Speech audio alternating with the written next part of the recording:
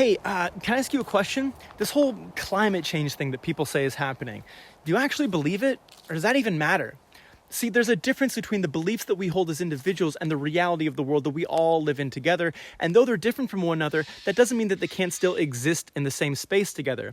See, for centuries, people have used science to better understand the reality of the world we live in because science is objective. It doesn't matter what you think or believe, it's happening regardless. And we know so because we can do repeatable experiments all over the world, regardless of what historical time frame we're in, and get the same results that we know to be true.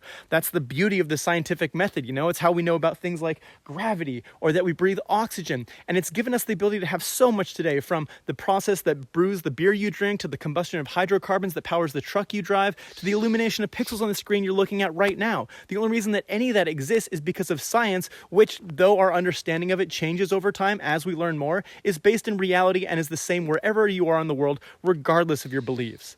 Beliefs, on the other hand, are subjective, varying between each person or group of people.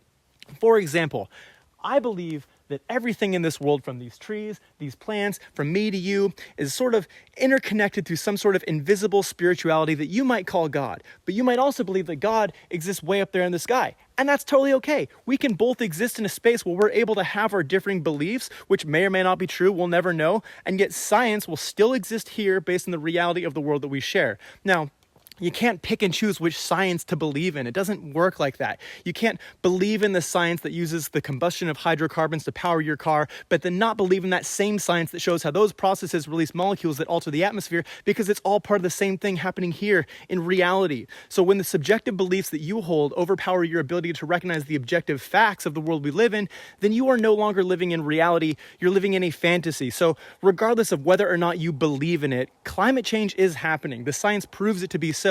And it affects all of us living here in reality, from me to you, to your friends, your family, your kids, and the future we leave them with. So let's set aside our differing beliefs to look at the facts and actually work together to do something about it.